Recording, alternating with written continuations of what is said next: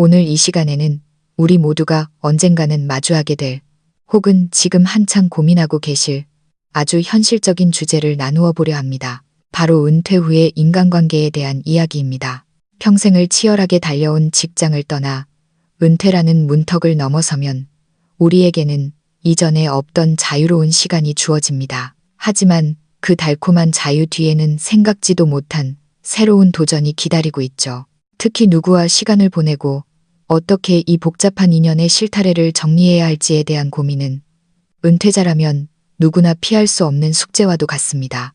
혹시 여러분도 어느 모임에서 문득 형용할 수 없는 불편함을 느껴본 적이 있으신가요? 분명 오래 알고 지낸 친구인데 왠지 모를 압박감이 느껴지거나 은퇴 후 나를 대하는 주변 사람들의 태도가 미묘하게 달라진 것을 발견하고 서글퍼진 적은 없으신지요? 과연 이 사람들이 나를 진심으로 대하고 있는 걸까 하는 의구심이 들 때 우리는 깨닫게 됩니다. 어쩌면 내 주변에 계속 곁에 둘 가치가 없는 인연들이 섞여 있을지도 모른다는 사실을요. 때로는 그 인연의 끈을 과감히 끊어내는 것이 나의 노후를 지키는 가장 현명한 선택일 수 있습니다. 오늘 저는 평범해 보이는 일상 속 인간관계 뒤에 숨겨진 진실을 하나씩 짚어보려 합니다. 주변 사람들과 어울리지 못한다고 괴로워하지 마세요. 인맥이 좁다고 걱정할 필요도 없습니다. 때로는 홀로 있는 시간을 선택하는 것이 세상의 흐름에 휩쓸리지 않겠다는 고결한 의지일 수도 있으니까요. 품격 있는 노후를 원하신다면 차라리 친구가 없을지언정 절대 곁에 두어서는 안 될 6가지 부류의 사람들과 설령 얼굴을 붉히며 인연을 끊더라도 반드시 멀리해야 할 3가지 부류의 사람들에 대해 깊이 있는 이야기를 시작해 보겠습니다. 은퇴 후 곁에 두지 말아야 할 6가지 부류. 첫 번째는 이간질하며 구설수를 만드는 이웃입니다. 이웃이라고 해서 모두와 가깝게 지낼 필요는 없습니다. 만약 주변에 남의 말을 옮기며 시비거리를 만드는 이웃이 있다면 과감히 거리를 두는 것이 상책입니다. 이런 부류는 당신과 교류하는 척하면서 집안 내부의 인테리어나 살림살이에 대해 왈가왈부하거나 당신 앞에서는 가족 험담을 하고 가족들 앞에서는 당신의 흉을 봅니다. 결국 집안에 불화의 씨앗을 뿌려놓고 나서야 그 입을 멈추죠. 이런 이웃은 가정의 평화를 해치는 가장 위험한 요소입니다. 은퇴 후 조용한 삶을 꿈꾸던 민수 씨의 사례를 볼까요? 그는 은퇴 후 동네에서 친절한 아주머니로 소문난 옆집 김 여사와 가깝게 지내게 되었습니다. 처음엔 살갑게 챙겨주는 모습에 말동무가 생겨 좋다고 생각했죠. 하지만 시간이 흐를수록 김 여사의 친절은 순수한 호의가 아님이 드러났습니다. 그녀는 민수 씨 집안의 소소한 일들을 동네 사람들에게 자극적으로 퍼뜨렸고 민수 씨의 아들 직업이나 며느리 흉을 보며 불쾌한 대화를 이어갔습니다. 심지어 아파트 단지 주민들 앞에서 민수 씨 가족의 사적인 비밀까지 언급하기에 이르렀죠. 민수 씨는 뒤늦게 깨달았습니다. 그녀는 진정한 이웃이 아니라 남의 불행과 비밀을 소재 삼아 자신의 존재감을 확인하려는 사람이었다는 것을요. 아내마저 스트레스로 힘들어하자 민수 씨는 결국 사소한 시비를 계기로 김 여사와의 접촉을 완전히 끊었습니다. 처음엔 이웃 간의 소원해짐이 아쉬웠지만 얼마 지나지 않아 집안은 다시 예전의 평온을 되찾았고 가족들은 더 단단해졌습니다. 적당한 거리두기가 때로는 삶을 더 아름답게 만든다는 사실을 민수 씨는 몸소 체험한 것입니다. 두 번째는 딴 마음을 품고 다가오는 전 직장 동료입니다. 은퇴 전의 동료와 은퇴 후의 동료는 결코 같을 수 없습니다. 현직에 있을 때는 업무라는 공통분모가 있었지만 은퇴 후에는 각자의 삶을 이야기하게 되면서 그 본색이 드러나기 마련입니다. 시기심과 열등감 혹은 끊임없는 비교가 그 자리를 대신하게 되죠. 지영 씨는 은퇴 전 동료들과 관계가 아주 좋았습니다. 밤샘 작업을 함께하며 울고 웃던 이들과 은퇴 후에도 인연을 이어가면 삶이 더 풍성해질 거라 믿었죠. 초기엔 따뜻한 회고담으로 즐거웠지만 만남이 반복될수록 대화의 주제는 변질되었습니다. 누구 아파트가 더 올랐는지, 누구 자녀가 대기업에 취업했는지 같은 누가 더 잘 사나 식의 경쟁으로 흘러갔습니다. 어느 날 모임에서 한 동료가 지영 씨의 노후 자금과 생활 방식을 교묘하게 비꼬는 것을 느끼고 그녀는 큰 충격을 받았습니다. 겉으로는 웃고 있었지만 그 속엔 질투와 계산이 깔려 있었던 것이죠.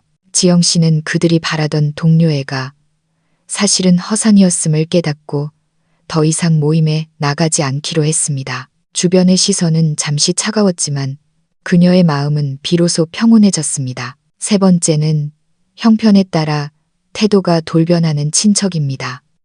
은퇴 후에는 돈과 배경에 따라 사람을 가려 사귀는 친척들을 멀리해야 합니다. 그들이 당신을 대하는 기준은 혈연의 깊이가 아니라 오로지 당신의 경제력입니다. 당신이 가난하다고 판단되면 무시하고 깎아내리며 부유하다고 판단되면 아첨하며 이득을 챙기려 들 것입니다. 이런 친척들과의 만남은 세상의 비정함만 확인시켜 줄 뿐 진정한 정을 느끼게 해주지 못합니다. 기술직으로 평생 성실히 일해온 성호 씨는 은퇴 후 검소하게 살면서도 제법 넉넉한 저축을 해두었습니다. 하지만 경제적으로 여유 있는 친척들과의 모임은 늘 가시방석 같았습니다. 조카들은 그가 나중에 유산을 얼마나 남길 것인지, 왜 노후를 즐기지 않고 궁상맞게 사는지 노골적으로 캐묻곤 했죠. 성우 씨는 자신이 한 인간으로서 존중받는 것이 아니라 돈의 액수로 평가받고 있다는 사실에 깊은 자괴감을 느꼈습니다. 결국 그는 물질적 가치로만 자신을 판단하는 친척들과 거리를 두기로 했습니다. 잠시 외로움은 있었지만 진심으로 자신을 아껴주는 소수의 사람에게 집중하며 그는 내면의 평화를 되찾았습니다. 네 번째는 무리지어 다니며 세력을 과시하는 동창들입니다. 요즘 동창회는 예전 같지 않습니다. 모였다 하면 서열을 매기고 누구 줄을 잡아야 이득일지 계산하기 바쁜 명리의 각축장이 되어버린 경우가 많습니다. 허세와 허풍, 남을 깎아내리는 냉소만이 가득하죠. 미란 씨는 은퇴 후 고교 동창들을 자주 만났습니다. 처음엔 옛 추억에 젖어 행복했지만 시간이 갈수록 모임은 사회적 지위와 자식 자랑의 장으로 변질되었습니다. 미란 씨는 남의 차가 무엇인지, 그들이 어떤 호화로운 여행을 다녀왔는지 전혀 관심이 없었지만 동창들은 끊임없이 자신의 성공을 증명해 보이려 애썼습니다. 순수했던 우정은 명예욕에 가려진 지 오래였죠. 어느 모임에서 소외감을 느낀 미란 씨는 그날 밤 결심했습니다. 더 이상 이런 소모적인 만남에 시간을 쓰지 않기로요. 대신 그녀는 지역 커뮤니티의 문화 활동에 참여하며 취향이 비슷한 새로운 인연들을 만났습니다. 물질과 지위에 연연하지 않는 사람들과의 만남 속에서 그녀는 비로소 사람 사이의 따스함을 다시 느낄 수 있었습니다. 다섯 번째는 오로지 유흥만을 즐기는 술 친구들입니다. 사실 은퇴 전부터 이런 관계는 경계해야 합니다. 오직 먹고 마시는 자리에만 진심인 이들은 정작 당신이 어려움에 처했을 때 가장 먼저 곁을 떠날 사람들입니다. 술이 있을 땐 형제요. 일이 생기면 남이라는 말이 딱 들어맞는 부류죠. 혜숙 씨는 은퇴 전술과 도박, 화려한 파티를 함께 즐기던 무리가 있었습니다. 하지만 나이가 들수록 그들과의 대화가 공허해짐을 느꼈습니다. 깊이 있는 삶의 고민을 나누고 싶어도 그들은 언제나 가벼운 농담이나 다음 유흥거리로 화제를 돌리기 일쑤였죠. 그러다 혜숙 씨의 가정에 갑작스러운 우환이 닥쳤을 때 그 많던 절친들은 하나같이 연락을 피했습니다. 실망감이 컸던 그녀는 그들과의 인연을 정리하고 자원봉사 단체와 수공예 동호회에 가입했습니다. 그곳에서 그녀는 즐거움보다 나눔과 지지가 얼마나 소중한지 깨달았고 진정한 친구는 향락의 순간이 아닌 고난의 순간에 곁을 지키는 사람임을 알게 되었습니다. 여섯 번째는 경계가 모호하고 복잡하게 얽히는 이성관계입니다. 과거의 연인이든 은퇴 후 새롭게 다가오는 관계든 노년의 삶에는 독이 될 가능성이 큽니다. 끊어낼 때 끊어내지 못하면 결국 삶 전체가 뒤흔들리는 혼란에 빠지게 됩니다. 규칙적인 생활로 평온한 노후를 보내던 영식 씨에게 옛 연인 경희 씨가 연락을 해왔습니다. 예의상 만남을 시작했지만 시간이 갈수록 그녀는 영식 씨에게 과도하게 의존하며 빈번한 만남과 여행을 요구했습니다. 영식 씨는 삶이 다시 복잡해지는 것을 느끼며 큰 부담을 가졌습니다. 노년의 삶은 더 간결하고 명확해야 한다는 사실을 깨달은 그는 그녀에게 자신의 독립적인 삶을 존중해달라고 정중히 거절하며 거리를 두었습니다. 잠시의 미련은 남았지만 그 덕분에 그의 노후는 다시 청량하고 자유로워졌습니다. 인연을 끊어서라도 멀리해야 할 3가지 독한 부류. 때로는 체면을 차리지 말고 냉정하게 선을 그어야 할 때가 있습니다. 마음이 약해져 머뭇거리다가는 당신뿐만 아니라 당신의 가족 전체가 피해를 입을 수 있기 때문입니다. 첫 번째는 당신을 치켜세우며 망가뜨리는 사람입니다. 입에는 꿀을 바르고 뒤에는 칼을 숨긴 부류입니다. 당신이 부족한 점이 있어도 무조건 최고다, 대단하다며 칭찬 세례를 퍼부어 당신을 우쭐하게 만듭니다. 높이 띄워놓는 이유는 단 하나, 더 처참하게 떨어뜨리기 위함입니다. 당신의 단점을 장점이라 속이고 무모한 일을 하게 부추깁니다. 상훈 씨는 은퇴 후 부동산 사업가라는 진우 씨를 알게 되었습니다. 진우 씨는 상훈 씨를 만날 때마다 선생님 같은 지혜로운 분은 처음 봅니다. 말씀 한마디 한마디가 보석 같습니다. 라며 아첨을 아끼지 않았습니다. 기분이 좋아진 상훈 씨는 점점 그를 신뢰하게 되었죠. 그러자 진우 씨는 본색을 드러냈습니다. 상훈 씨의 남다른 안목을 치켜세우며 위험한 투자 프로젝트에 참여할 것을 권유했습니다.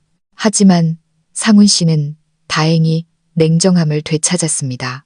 그의 과한 칭찬 뒤에 숨은 검은 속내를 읽어낸 것이죠. 상훈 씨는 그와의 인연을 단칼에 끊어냈고 허황된 아첨이 없는 조용한 일상으로 돌아와 재산을 지킬 수 있었습니다. 두 번째는 당신이 잘 되는 꼴을 못 보는 사람입니다. 이런 사람은 당신의 명예를 실추시키기 위해 헛소문을 퍼뜨리거나 당신이 추진하는 일을 교묘하게 방해합니다. 항아리 속개들이 밖으로 나가려는 다른 개의 다리를 붙잡아 끌어내리는 것과 같습니다. 선영 씨의 퇴직 동료 정희 씨가 그랬습니다. 선영 씨가 봉사활동이나 취미생활로 즐거워할 때마다 정희 씨는 그 나이에 뭘 그렇게 유난을 떠냐, 남들이 욕한다며 초를 쳤습니다. 겉으로는 걱정하는 척했지만 사실은 선영 씨의 활기찬 삶에 질투를 느끼고 있었던 것이죠. 선영 씨는 결국 정희 씨에게 더 이상 내 삶에 부정적인 에너지를 보태지 말라고 단호히 말하고 관계를 정리했습니다. 그 후 선영 씨의 주변은 긍정적인 사람들로 채워졌고 그녀의 삶은 더욱 풍요로워졌습니다. 세 번째는 은혜를 모르는 배은망덕한 사람입니다. 당신이 아무리 베풀어도 당연하게 여기고 오히려 더 주지 않는다고 원망하는 부류입니다. 친절을 베풀면 무시해도 되는 만만한 사람으로 여기며 결정적인 순간에 등에 칼을 꽂기도 합니다. 병철 씨는 과거 직장 후배인 민기 씨의 학비와 생활비를 지원해주며 친동생처럼 돌봐주었습니다. 하지만 세월이 흘러 병철 씨가 몸이 아파 작은 도움을 청했을 때 민기 씨는 차갑게 외면했습니다.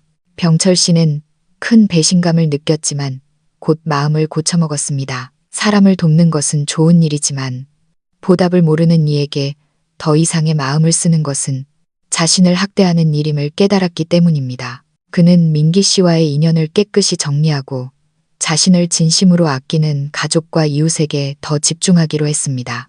은퇴 후 누구를 곁에 두고 누구를 멀리할 것인가 하는 선택은 남은 생의 질을 결정짓는 중대한 문제입니다. 체면 때문에 혹은 옛 정 때문에 맞지 않는 옷을 입듯 억지로 관계를 이어가고 있지는 않으신가요?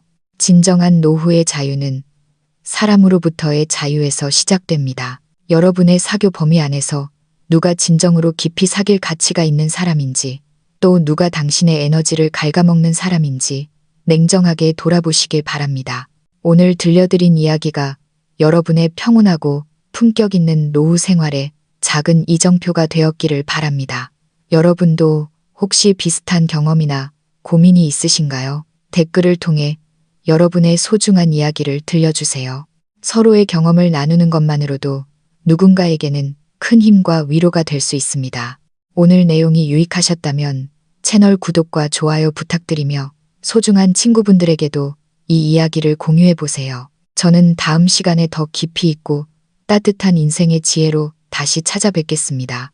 여러분, 오늘도 자유롭고 평안한 하루 보내시길 바랍니다. 감사합니다.